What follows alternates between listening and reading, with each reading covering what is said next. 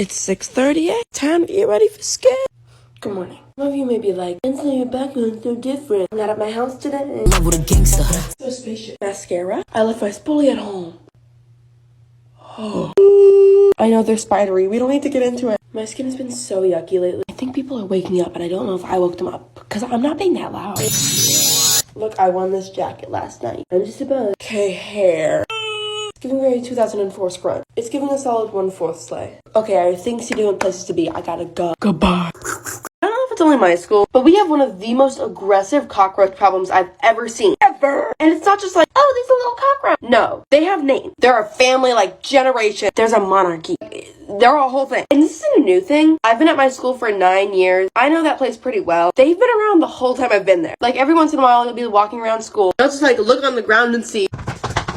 And you'll just be like, hey Todd, happy Tuesday. And it's just become so normalized that you don't really notice them anymore. You know, until one's sitting on your lunch tray. Like, it's, I just thought it was funny. Got to go. Dude, it's 6:30.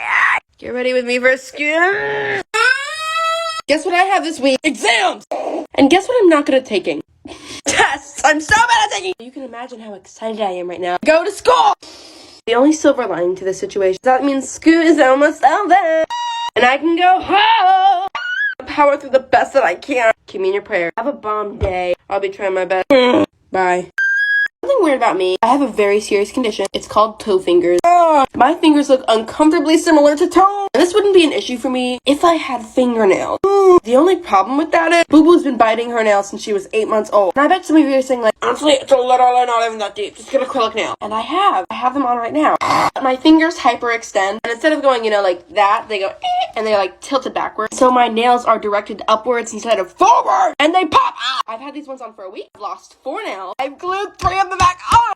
So annoying. Alright, I'm gonna skedaddle. If anyone has any solutions, let me know. Because I'm sick of this. Okay, goodbye. Ready with me so I can tell you about the one time that I got into a fight in school. So this was back in elementary school, but it was my first and only and last fight ever. And basically I was getting bullied. I would mostly hang out with the nerds or the losers, just because they were like a freaking vibe, you know? And I never really judge anybody. Like, I would just mind my business and try to get by the day. Like, just, you know, pay attention in class and do my work. Like, that was me. I was very quiet. When I was in school, I would get bullied a lot for my height. I am 5'2", and I was the shortest one in my class. Besides the fact that this girl would bully me, she had like a jealousy problem, and I was like not really into this freaking kid. He was just like, he would just give me a lot of attention and like help me with like anything, you know, and he would offer, so I would take it. And plus, I was a very friendly person, you know, and this girl was just extremely jealous that he was giving me all this attention, and I didn't really care or ask for it. Let me explain to you just some examples of the things that they would do to me. They would like trip me on purpose, or like they would pull my hair when I'm not looking. When we would get to the cafeteria, they would like throw food at me, or a song dedicated to me, but I'm not gonna get into that. Like, that song is just so embarrassing. They would like try to get me in trouble with the teacher, talking about how I'm cheating. You know that part in Freaky Friday, the movie, where the actress that plays the mean girl in the Cinderella story? If you know, you know. They're in the auditorium, they taking the test, and Lindsay Lohan is like trying to help her, and then like she calls her out, talking about she's cheating, when in reality she wasn't. She was just asking her a question. Well, that happened to me. They would literally influence like the other kids to not talk to me. And that was very, very hard. Like, it was a very hard time for me in elementary school. And one day, like, one of them was like, oh, you little P-U-S-S-Y, why won't you defend yourself? Like, you're such a P-U-S-S-Y. She's not gonna do nothing. And they were right. I was so scared to confront these people, like, because it was a group of them. And I would just take it. I would take in all the bullying and just be quiet. Not to mention that they will threaten me if I had told anybody that they were doing whatever they're doing, whether that would be pulling my hair or trying to trip me. Time's running out. I'm gonna tell you everything in part 2. You guys ever had a friend that just hated you? Like, even though there was no competition, there was always silent competition. I found out my friend absolutely hated me when we went on a double date. Prior to the date, the guy really told me that he didn't feel comfortable with it. Basically said that in the past he's had girlfriends and he knows there's always secret competition between the girls and he doesn't want to put himself or me in an awkward situation. I thought I knew my friend really well, so I told him, you know, don't even stress about it. We're not like that. We're like sisters. She shows up with her boyfriend, and immediately when she sees the guy, she all of a sudden wants to be obnoxious, doing cartwheels in the middle of the street and being just extremely talkative. Which it's fine, like, I know my self-worth and I am attractive, so I don't care. Like, she was making a fool out of herself, and honestly, I just allowed it. At the end of the day, I just knew it spoke to her character more than it did mine, and you don't have to be the loudest to be the most confident in the room. Show up to this restaurant that the guy wanted to eat at, and again, mind you, it was our date, and she starts making a scene and throwing a tantrum, so we had to leave, which is already so rude. Basically made the entire date about herself, but to add on to that, she kept making fun of me. She was like, oh, your feet are so small, you're so tiny, you're so this, you're so that. Pick me energy. And even proceeded to ask the guy what his dream girl is. Honestly, I just felt really bad for the boyfriend because I know my now boyfriend, if I ever did that to him, he would dump me on the spot. On our way home, she even told me, wow, I'm surprised he didn't find me attractive because a lot of times when I go on double dates, the guys leave the friend for me.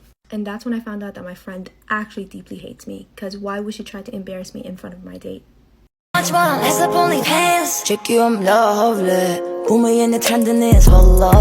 Para las personas que no sepan, yo tengo compañeras que son maestras y hace una semana atrás una de ellas me dejó una historia para que comparta con ustedes. Ella da clases en la provincia, así que es en un pueblito. No voy a decir su nombre por respeto a eso, pero Dios mío santo, lo que les voy a contar. Yo ya había escuchado que en algunas escuelas que son comisionadas se daban clases también en la mañana, en la tarde y en la noche. Y para los alumnos que entraban en la noche entraban a las 6:30 o 7 y salían a las 9. Y ella daba clases en la mañana y en la noche, porque en la tarde prefería ella descansar. Ella me dice, yo siempre escuchaba las historias que tú contabas, Vero, pero nunca pensé vivir una en carne propia. Como era profesora, ella tenía que esperar que su último alumno saliera, entonces salía más tarde que todos los demás. A veces 9:15, a veces 9:30 o hasta 9:45. Y obviamente por miedo a que le suceda algo, al volver a su cuarto al que arrendó, esperaba a uno de sus compañeros que la llevara hasta un punto del camino donde él ya se iba a su casa y ella solo tenía que caminar unos metros y llegaba. Un día, ella se da cuenta que hay unos alumnos que están en el baño jugando o haciendo cualquier cosa, así que ella decide acercarse para ver si todo estaba bien. Y cuando ella entra al baño, se da cuenta que alguien le cierra la puerta con fuerza, entonces ella se queda adentro atrapada. Y el baño era alejado de las aulas. Ella empezó a tocar la puerta, a decir que por favor le abran, que no es una broma. Y la verdad es que ella todavía no quería perder los estribos.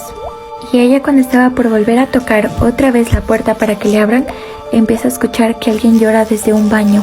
Ella se queda helada porque no había bebés en esa escuela. Y empieza a decir como, buenas noches, ¿hay alguien ahí? Y ni medio ella acabó de hablar, el bebé se cayó. Ella, todavía sin pensar que era algo paranormal, le empieza a hacer plática como que no se preocupe, ya mismo vendrán a abrirnos la puerta y usted y su bebé se podrán ir, porque ella en su cabeza pensaba que había una madre de familia con un bebé ahí adentro. Ella le empieza a preguntar si tiene la hora o si puede hacer una llamada porque ya su celular lo dejó adentro del aula porque ella salió solo a ver a los muchachos que estaban aquí y se da cuenta que nadie le responde.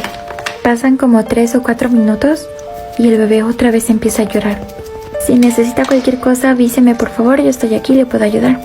Otra vez hay un silencio profundo, pero después de un minuto, una persona dentro del baño le dice con una voz muy ronca, deme papel. Mi compañera le dice, claro, con gusto. Se saca un poquito de papel higiénico que ella tenía en el bolsillo y cuando le va a pasar, porque los baños públicos, no sé si ustedes han visto, pero quedan un poco altos, donde tú puedes ver la parte de los zapatos y hasta meter la mano por debajo, y se da cuenta que la mano que sale desde adentro era... If you didn't get invited, don't show up. Get ready with me while I tell you the time I had to confront and kick out an old friend from my house. We're gonna call this old friend Alyssa.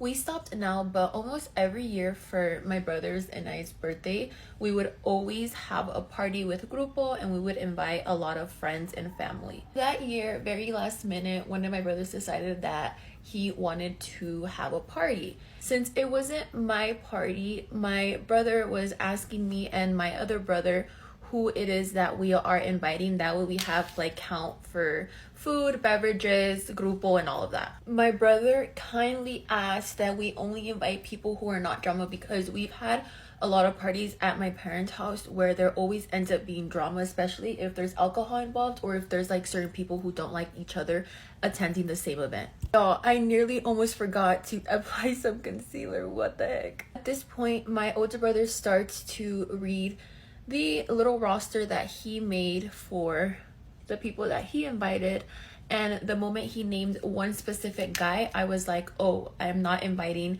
this girl. Obviously at this girl we named her Alyssa. The only reason I mentioned that if this one guy friend is getting invited, we definitely shouldn't invite Alyssa, because Alyssa and this guy have history, they're exes. As her friend, I already know how she can be, especially with alcohol, so I just much rather avoid any drama or any potential fights and arguments, especially because this is my brother's birthday party, not mine. So now it's the day of the party that my brothers and I have been planning for a couple of weeks now. We are, I want to say like 2 or 3 hours into the party, and someone comes up to me, I don't remember who it was, but someone comes up to me and says, hey, did you invite Alyssa and her cousins? And I was like, no, we basically made sure that if we were inviting her ex, that she wasn't gonna show up. Or if I were to invite her, then we would make sure her ex wouldn't be there. The person who basically came to tell me if I had invited the girls responds back to me and says, the only reason I'm asking is because they're here.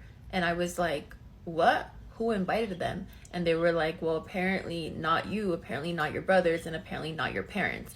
And I was like, so if they didn't get invited, why are they here? Like, I ended up getting up from the table and I started to walk in their direction, and they still hadn't sat down. They were basically on the side of the house, which is where the entrance for the party was. I went up to them, I said hi, and honestly I just kept my cool. Like, I wasn't upset. It was just more the fact that I had to respect my brother's decision, and my brother wanted to invite his guy friend because obviously it's his birthday. The thing here, guys, is if she knew how to put whatever they had going on to the side, there would definitely be no issue if they both were at the party.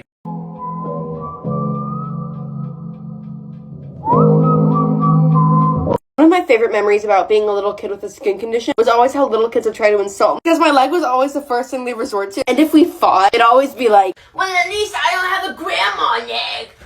Or like, at least I don't have a poopy leg. And even sometimes a good salt. Hey, I'm not the one with a peg leg. And honestly, I respect it at this point. And some of those were clever, but hurtful. But clever still. If you're looking for a way to kill a toddler's ego, perfect way to do it. Okay, bye.